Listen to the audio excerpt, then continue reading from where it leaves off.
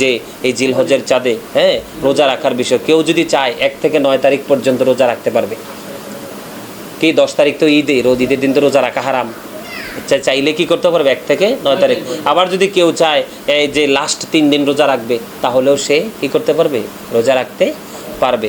কেউ যদি চায় 5টা রাখতে, তাহলেও রাখতে পারবে। তবে আমাদের প্রত্যেকের উচিত আমি সবাইকে মানে আকুল আবেদন করব যে আমরা কে বড় কিনলো কে ছোট কিনলো সেই কম্পিটিশান না করে, প্রতিযোগিতা না করে, আমাদের প্রত্যেকের উচিত ইব্রাহিম আলাইসাল্লামকে আল্লাহ নির্দেশ দিয়েছেন, ইসমাইল আলাইসাল্লামকে সাথে সাথে কুরবানির জন্য প্রস্তুত করে দিয়েছেন। ইসমাইল আলাইসাল্লামতে দোয়া কবুলের সময় আল্লাহ রাব্বুল আলামিন আমাদেরকে সুন্দর সুশৃঙ্খলভাবে মিলাদ কিয়াম সব সম্পন্ন করার তৌফিক আল্লাহ রাব্বুল আলামিন আমাদেরকে দিয়েছেন। সে শুকরিয়া তান সকলে বলুন আলহামদুলিল্লাহ। সম্মানিত উপস্থিতি, সম্মানিত মুআজ্জিজ মুহতারাম, এখন চলছে হজের মাস, আমাদের জন্য কুরবানির চাঁদ, জিলহজের চাঁদ। যে যেটাকে যেভাবে বোঝে সেভাবেই বোঝা উচিত, তবে এই মাসকে সম্মান করা আমাদের সকলার উচিত। এই মাসটা হলো ইমানদারদের জন্য একটা পরীক্ষার মাস। এই মাসটা কি ইমানদারদের জন্য পরীক্ষার মাস, একটা বিশাল একটা পরীক্ষার মাস, আর্থিক ইবাদতের মাস। কিসের মাস? হজ যেমন একটা আর্থিক ইবাদত, এটাও এই মাসে, এবং কুরবানিও কিন্তু একটা আর্থিক ইবাদত, এটাও কিন্তু আমরা এই মাসেই সম্পূর্ণ করি। এটা আল্লাহ রাব্বুল আলামিনের নির্দেশ, ঠিক কি না? কুরবানি এবং হজ কিন্তু যে কোনো মানুষের উপর ফরজ নয়, ঠিক কি না? কুরবানি এবং হজ এই দুইটা কিন্তু আর্থিক ইবাদত। এটা সম্পদের মালিক হলে আল্লাহ রাব্বুল আলামিন এই ইবাদতগুলো করা তাদের উপর কর্তব্য। আল্লাহ রাব্বুল আলামিন আমাদেরকে নির্দেশ দিয়েছেন, কোরআন এবং হাদিস থেকে এটা প্রমাণিত। আজকে ছোট্ট করে সংক্ষিপ্ত আকারে কুরবানি নিয়ে একটু আলোচনা করব, কারণ হাজী সাহেব যারা তারা দলে দলে কিন্তু মক্কাতুল মুকাররমা মদিনাতুল মুনাওয়ারা অলরেডি পৌঁছে গেছেন, ঠিক কি না? তারা চলে গেছেন ধীরে ধীরে। সবাই আল্লাহ তাদের সবাইকে সুন্দরভাবে হজ সম্পন্ন করে বাংলার জমিনে অথবা পৃথিবীর যে প্রান্ত থেকে গিয়েছেন সবাই যেন ফিরে আসতে পারে যার যার গন্তব্যে। আল্লাহ যেন সবাইকে সে তৌফিক দান করে, সকলে বলুন আমিন। সম্মানিত উপস্থিতি, ইন্নাস সালাতে ওয়া নুসুকি ওয়া মাহইয়ায়া ওয়া মামাতি লিল্লাহি রাব্বিল আলামিন, ঠিক কি না? ইন্নাস সালাতি ওয়া নুসুকি ওয়া মাহইয়ায়া ওয়া মামাতি লিল্লাহি রাব্বিল আলামিন। নিশ্চয়ই আমাদের নামাজ, আমাদের কুরবানি, আমাদের জীবন, আমাদের মরণ কার জন্য? আল্লাহর জন্য, ঠিক কি না? আমরা নামাজ পড়ি কার জন্য? আমরা হজ করি আল্লাহর জন্য। আমরা যে ইবাদত করছি বিশেষ করে উল্লিখিত হচ্ছে আমাদের নামাজ, আমাদের হজ, আমাদের জীবন, আমাদের মরণ সবই কার? তা আমরা পৃথিবীতে এসেছি পরীক্ষার হলে। আমরা এখন কিন্তু পরীক্ষার হলে আছি। কোথায় আছি? পরীক্ষার হলে আছি। আসলে কুরবানিটা কি? আমরা আসলে অনেক জাঁকজমকপূর্ণভাবে কিন্তু আমাদের দেশে, বিশেষ করে বাংলাদেশে আমাদের মধ্যে একটা কম্পিটিশান চলে। কি চলে? একটা কম্পিটিশান চলে। সেই কম্পিটিশানটা হলো কেমন, যে কে কত বড় গরু কিনবে, কে কত মোটা তাজা গরু কিনবে, কাঠটা কত দিয়ে কিনলো, তার সাথে কম্পেয়ার করে আমি কত দিয়ে কিনবো। ওই রকম ধরনের একটা কুরবানির পশু নিয়ে, কুরবানি নিয়ে আমাদের মধ্যে একটা প্রতিনিয়ত একটা প্রতিযোগিতা চলে। আসলে প্রতিযোগিতাটা আমাদের হওয়া উচিত ওই রকম যেই প্রতিযোগিতা হবে তাকওয়া সম্পন্ন প্রতিযোগিতা। কি আমাদের মধ্যে কি ধরনের প্রতিযোগিতা হওয়া দরকার? তাকওয়া মানে আল্লাহকে ভয়, যে আমি যে কুরবানি পশু খরিদ করছি এটা আল্লাহর দরবারে কবুল হচ্ছে কিনা, হবে কিনা, আমাদের মধ্যে এইরকম ধরনের একটা ফিলিংস থাকা দরকার। কিন্তু বর্তমান সময়ে আমাদের মাঝে সেটা নেই। আমরা মোটা তাজা পশু খরিদ করা, কে কত সুন্দর করতে পারবো, ফেসবুকে অনলাইনে আমরা পোস্ট করতে পারবো, আত্মীয় স্বজন আপন স্বজনের কাছে আমি মানে কেরিয়ারের দিক দিয়ে এদিক দিয়ে সবার উপরে থাকবো, আমাদের নানান দুশ্চিন্তা নিয়ে আমরা কুরবানি করি। কিন্তু আদতে সত্যিকার অর্থে যদি কোনো মানুষ কুরবানিটা করার ক্ষেত্রে যদি সত্যিকার অর্থে আল্লাহ রাব্বুল আলামিনের সন্তুষ্টির উদ্দেশ্যে, আল্লাহ রাব্বুল আলামিনকে খুশি করার উদ্দেশ্যে, সত্যিকার অর্থে আল্লাহ রাব্বুল আলামিনের দিদার পাওয়ার উদ্দেশ্যে যদি কুরবানির পশু খরিদ না করে, সে যত দামি পশুই খরিদ করুক না কেন, সেটা আল্লাহ রাব্বুল আলামিনের দরবারে কখনোই গ্রহণযোগ্য হবে না। এটা কখনোই আল্লাহর কাছে গৃহীত হবে না। এটা আমাদেরকে মাথায় রাখতে হবে। এখানে আমাদেরকে বোঝা উচিত, আমরা সবাই জানি হযরত ইসমাইল আলাইহিস সালাম, হযরত ইব্রাহিম আলাইহিস সালামের স্মৃতি বিজড়িত এক মহান ইবাদতের নাম হলো কুরবানি। কি?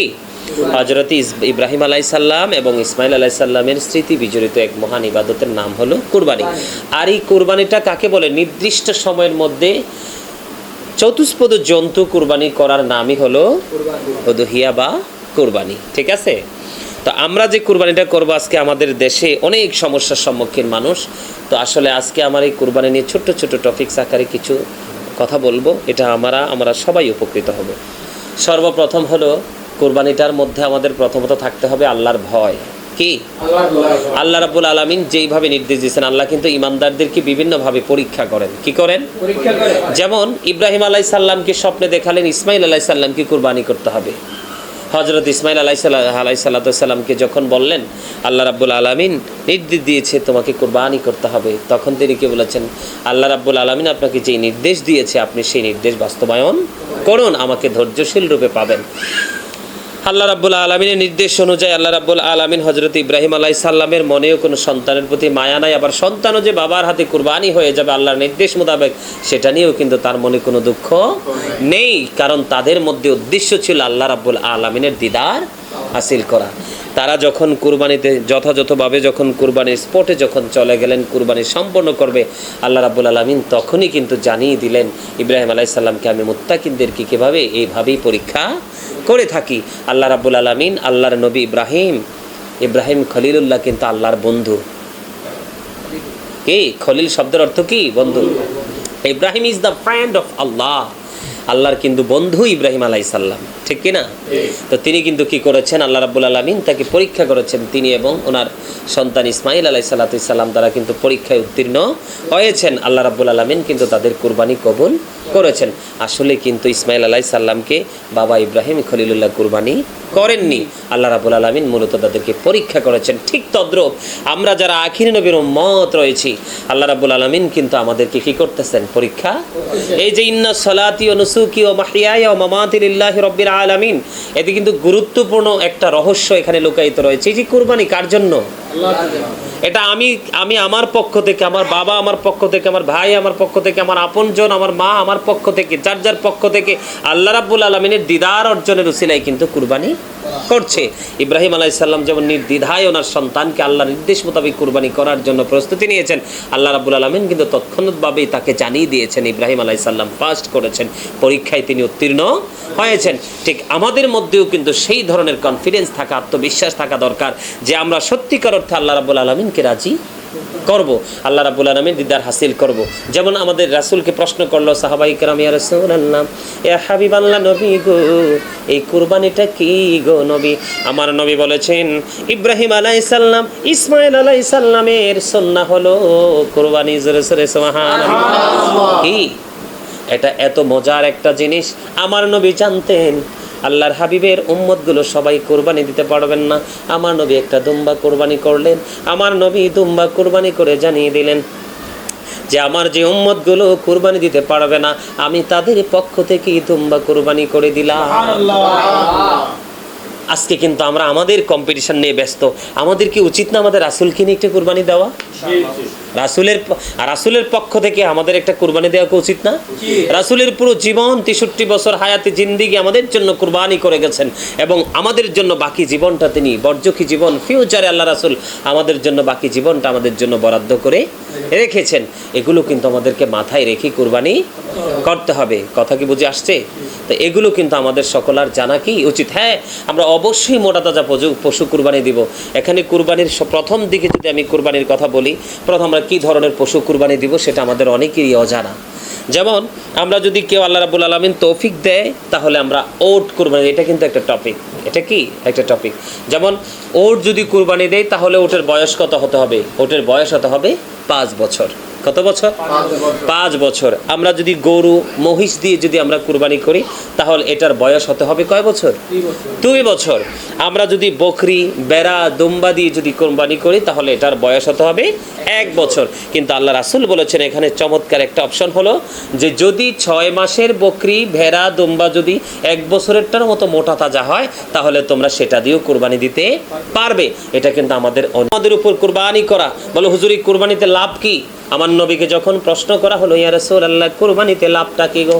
আমার নবী বলেছেন, কুমার, যখন কুরবানিদাতা যখন পশু কুরবানি করবে, পশুর রক্ত মাটিতে পড়তে দেরি, তার গুনাহ মাফ হতে দেরি হয় না। তাহলে যেই পশু কুরবানি আমার জীবনের গুনাহগুলি মাফ করে দিবে, আমাকে গুনাহ থেকে পরিপূর্ণ পরিত্রাণ দেবে, তাহলে সেটা অত্যন্ত যত্নশীল হয়ে যত্নবান হয়ে আমাদের কিনা খরিদ করা উচিত। আল্লাহ রাসূল আরো বলেছেন, এই যে আমরা গরু কিনি, একটা পশমের বিনিময়ে একটা সওয়াব তার আমলনামায় দেওয়া হবে।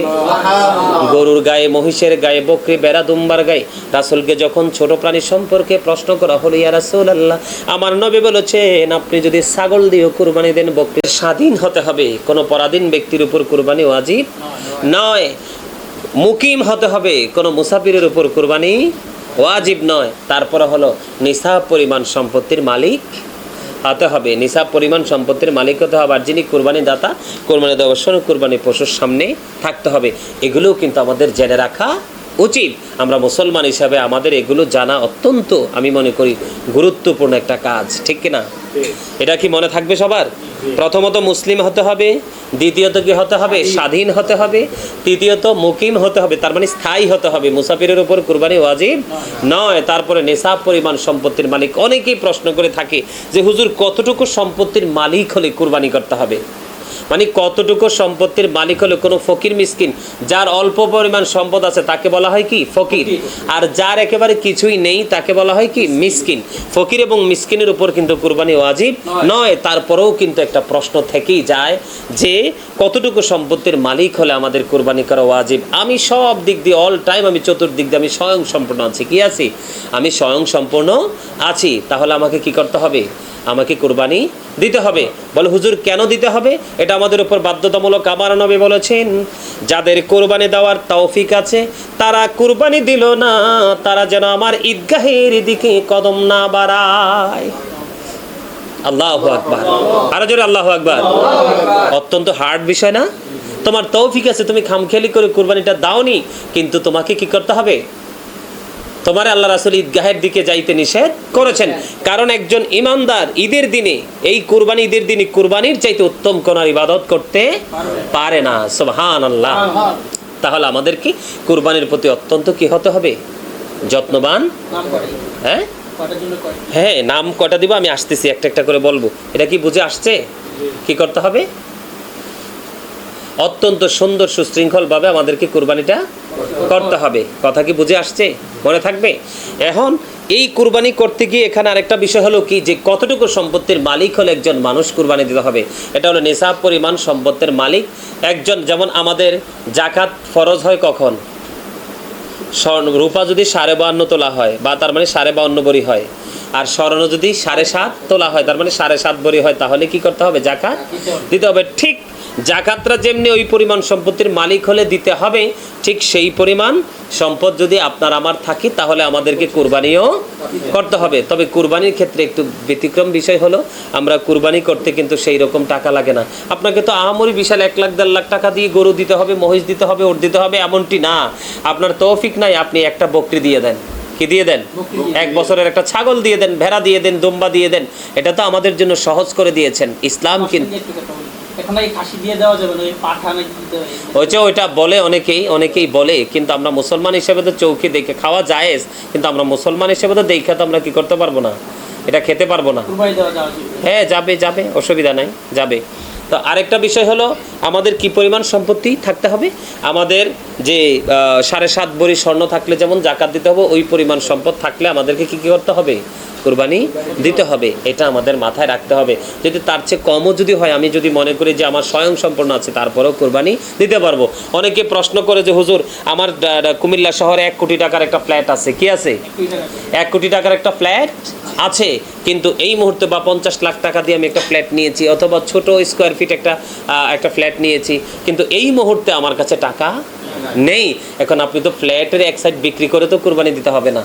আপনাকে আল্লাহ রাব্বুল আলামিন, ইসলাম তো এত হার্ড করে দেয় নাই। আপনার এই মুহূর্তে আপনার হাত খালি, আপনি ঋণ করে কুরবানি দেওয়ার চাইতে না দেওয়াটাই কি বেটার, না দেওয়াটাই কি উত্তম। কারণ অন্যের কাছে ঋণী হয়ে কুরবানি দেওয়ার চাইতে আপনাকে স্বয়ং সম্পূর্ণ, এই জন্য বলেছি স্বয়ং সম্পূর্ণ হতে হবে। কি হতে হবে? স্বয়ং সম্পূর্ণ হতে হবে। তাহলে আপনি কুরবানি দিতে হবে, আমাদেরকে কোরবানি করতে হবে, এটা হলো শরীয়তের মাসালা। এখন আরেকটা বিষয় হলো কয়জন পর্যন্ত কোরবানি একটা গরুতে শরিক দিতে পারবে? হ্যাঁ, 6 থেকে 7 জন পর্যন্ত। কয়জন? যেমন আজকে আমার কাছে মাগরিবের পরে একটা প্রশ্ন আসছে যে হুজুর আমরা 6 জন শরিক আছি, কয়জন আছি? 7 নম্বরে আমরা আরেকজন নিতে চাই। কি করতে চাই? আরেকজন নিতে চাই। এখন এই যে 7 নম্বরে যে একজন দিবে, এরা 3 ভাই। কয় ভাই? এই 3 ভাই মিলে এক নামে কোরবানি দিতে চায়। তাহলে শরিক হয় কয়টা? কয়টা বাড়লো? কয়টা? 3টা বেড়ে গেছে। কয়টা বেড়ে গেছে? তো বেড়ে গেছে। এটা কি দুরুস্ত হবে? হ্যাঁ, শরীয়তের সীমা লঙ্ঘন না? এটা কি শরীয়তের সীমা কি হয়ে গেল? লঙ্ঘন হয়ে গেল। আমরা 6 জন একটা গরু যদি দেই, একটা মহিষ যদি দিই, আমরা 6 থেকে 7 জন কি দিতে পারবো? শরিক দিতে পারবো। যেমন ফিকার কিতাবে আসছে 6 জন। কয়জন? 6 জন। আমরা একটা গরুতে, একটা মহিষে আমরা 6 নাম পর্যন্ত কি দিতে পারবো? কুরবানি দিতে পারবো। বকরি, বেড়া, দুম্বা যদি দিই, অনেকেই কিন্তু কি করে, অনেকেই আবার এই কুরবানির সাথে আকিকা করতে চায়। তা আমি বলবো কুরবানির সাথে আকিকা করাটা আমি মনে করি এটা মোটেও উচিত নয়। কারণ আকিকা এমন একটা জিনিস, এটা হচ্ছে পিতা পুত্রের, মা বাবার সাথে সন্তানের কি একটা বন্ধনে আবদ্ধ হয়, আকিকার বন্ধনে আবদ্ধ হয়। কোনো পিতামাতা যদি সন্তান জন্মগ্রহণ করার পরে 7 দিন বা অথবা 7 দিন, 14 দিন, 21 দিন বা কুরবানি দিতে, আকিকা দিতে পারলো না, এরই মধ্যে সন্তানটা মারা গেল, সন্তানটা যত বড় নেককার ফরেজগার আল্লাহওয়ালাই হোক না কেন, এই সন্তান কিন্তু কিয়ামতের দিন পিতামাতাকে সুপারিশ করবে না। আল্লাহ রাসূল একবার এই বিষয়টাকে সহজ করে দিয়েছেন। পুত্র সন্তানের জন্য 1 বছরের 2টা ছাগল, আর কন্যা সন্তানের জন্য 1 বছরের 1টা ছাগল। তাহলে আমি মনে করি ইসলামের দৃষ্টিকোণ থেকে রাসূলের নির্দেশনাতে এটাকে ডিভাইড করা উচিত, এটাকে আলাদা করা উচিত। কুরবানিকে আমরা কুরবানির মতো দিব, হয়তো পরে আমরা 1 মাস, 2 মাস, 6 মাস পরে ফ্রি হয়ে আমরা আকিকাটা দিয়ে দিব। এটা আমাদের সকলের মাথায় রাখা উচিত। অনেকে দেখা যায় যে কুরবানির সাথে আকিকা করতে আসে, এখানে কিন্তু অনেক ধরনের সমস্যা। বিশেষ করে আমাদের বাংলাদেশে মধ্যবিত্ত পরিবারের মানুষই বেশি, একার পক্ষে একটা গরু কুরবানি দেওয়া সম্ভব হয় না। এই জন্য শরীকে আমাদের কুরবানি দেওয়া উচিত, তবে সবাই ঐক্যবদ্ধ একমত হয়ে কুরবানি দেওয়া কি উচিত। এখন কুরবানির পশু, এখানে আরেকটা বিষয় হলো কুরবানির পশু কেনার পরে কি হয়ে গেল?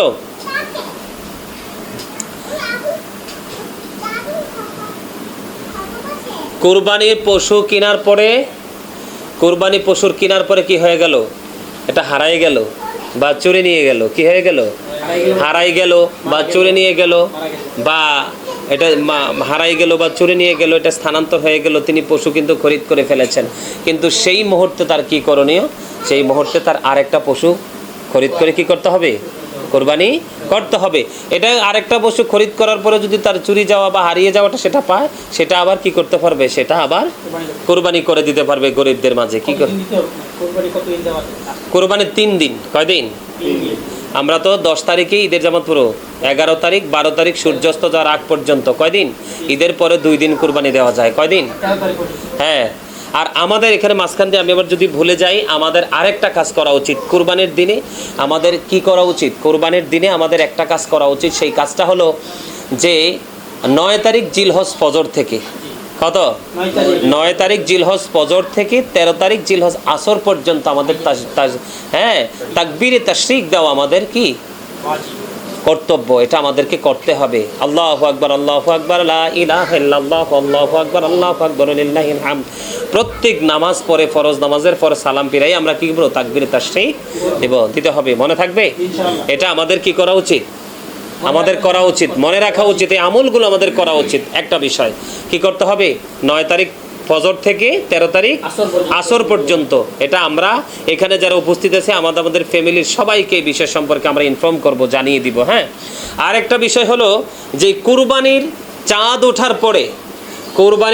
ওঠার পরে গোফকে ছোট করা, চুল কাটা, নখ কাটা, এগুলো চাঁদ দেখার পরে এগুলো কাটা উচিত কিনা, মানে এগুলো কাটা উচিত নাকি না কাটা উচিত, এটা নিয়ে কিন্তু অনেকের মধ্যে কি আছে? দ্বিধাদ্বন্দ্ব আছে। এটা আমাদের কি করা উচিত? জানা উচিত। এই বিষয় নিয়ে একটু আলোচনা দরকার আছে না?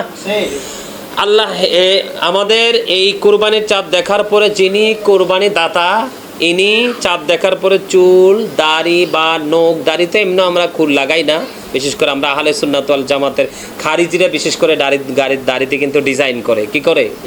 খারিজিরা কিন্তু স্মার্ট দেখার জন্য, হ্যান্ডসাম দেখা যাওয়ার জন্য, মানুষের মন জয় করার জন্য, কারণ খারিজিরা মূলত আল্লাহ রাসূলকে খুশি করার জন্য কিন্তু তারা কাজ করে না, তারা লোক দেখানো কাজ করে, মানুষকে দুর্বল করার জন্য, মানুষের পকেট থেকে টাকা হাতিয়ে নেওয়ার জন্য, তাদের স্বার্থ হাসিল করার জন্য কিন্তু খারিজিরা এই কাজটা করে। কিন্তু আমরা বিশেষ করে আহলে সুন্নাত ওয়াল জামাতের অন্তর্ভুক্ত যারা, আমরা কিন্তু এগুলো করি না। এই শরীয়তের আইন, ইসলামের বিধান হলো এই কুরবানির চাঁদ দেখা যাওয়ার পরে যিনি কুরবানি দাতা তিনি চুল, পরে গোফ, তারপরে নখ, এগুলো না কাটা কি মুস্তাহাব, এগুলো না কাটা কি মুস্তাহাব। তবে যদি চুল যদি বেশি বড় হয়ে যায়, নখ যদি বেশি বড় হয়ে যায়, তাহলে কি কাটা যাবে।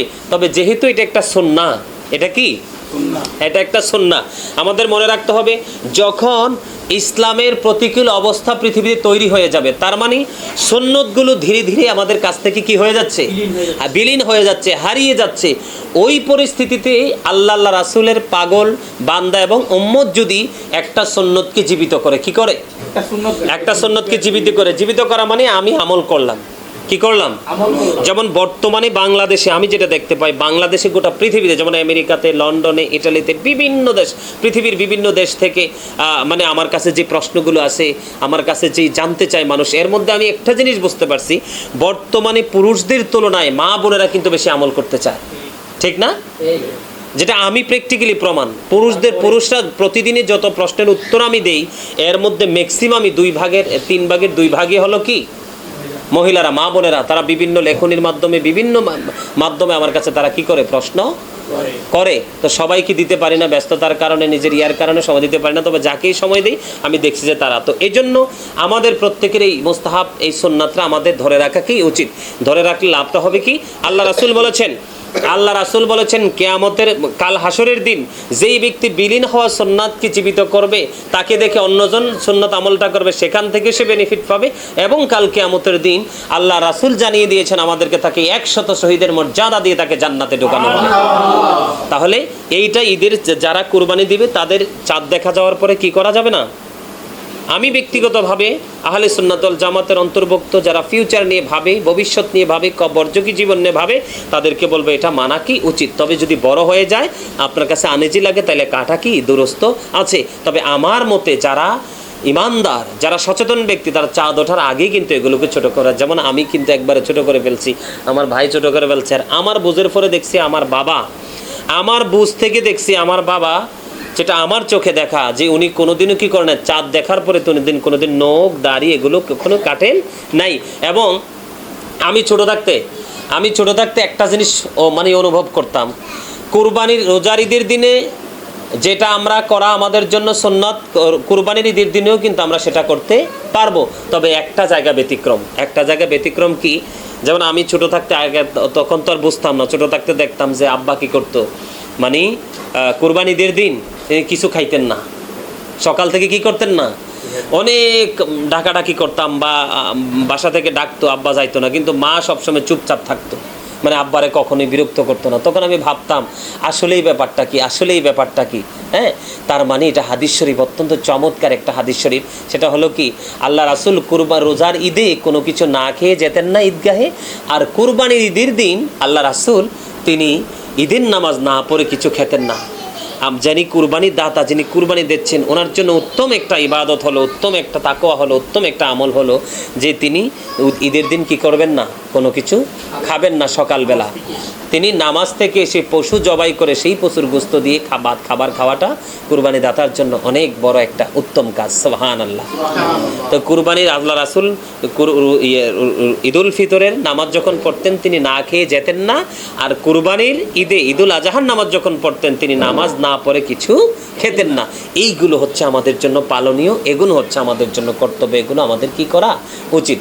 তো এগুলো আমাদের খেয়াল রাখা কি উচিত। আরেকটা বিষয় হলো, দুইজনই, যেন আমরা এখানে আছি, দুজনই বকরি কিনছি, অথবা দুজনই গরু কিনছি, অথবা দুজনই গরু মহিষ কিনছি, অথবা বেকরা দুম্বা কিনছি, যে যার পছন্দ সমর্থন অনুযায়ী কিনছি, কিন্তু ভুলবশত একজন যদি আরেকজনের পশুটা কুরবানি দিয়ে ফেলে, সেই ক্ষেত্রে একজনের পক্ষ থেকে আরেকজনের উপর কোনো জরিমানা করা হবে কিনা। ইমাম আবু হানিফা রহমতুল্লাহ আলাইহি থেকে অত্যন্ত চমৎকার একটা ফয়সালা এসেছে। তিনি বলে দিয়েছেন যে যদি বকরি একজনেরটা যদি আরেকজন ভুল বশতে কি করে ফেলে, কুরবানি করে ফেলে, তাহলে উভয়ের কুরবানি কি হবে? উভয়ের কুরবানি, একজনের পক্ষ থেকে আরেকজনের উপর কোনো জরিমানা করা লাগবে না। সুবহানাল্লাহ। এই জন্য আমি প্রায় সময় বলে থাকি, Islam is not only a religion but also complete code of life. কুরবানির প্রতি শব্দ কত চমৎকার, অফার টু দ্য আল্লাহ। এটা কি? অফার টু দ্য আল্লাহ। এটা কার পক্ষ থেকে? আল্লাহর পক্ষ থেকে আমাদেরকে কি করা হয়েছে? অফার দেওয়া হয়েছে। সে অফার গ্রহণ যারা করতে পারবে তারাই কিন্তু আল্লাহর প্রিয় যোগ্য বান্দা। আমি যদি না করি তাহলে আমার ক্ষতি, আমি যদি করি তাহলে আমার লাভ, ঠিক কিনা? এখন পশু নিয়ে আমাদের আরো কিছু জানার দরকার আছে।